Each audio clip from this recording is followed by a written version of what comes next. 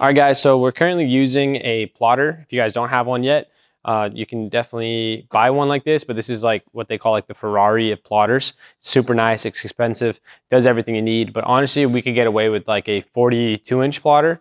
You can get Graphtec, Roland, Jaguar.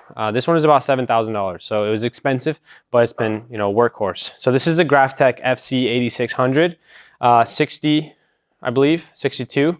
So it's big, it can fit large windows. Sometimes it helps in architectural cutouts, but plotters are very expensive, but they're the main tool that you're going to use in order to have a window tint shop. So if you're mobile and stuff, you're going to want a smaller plotter.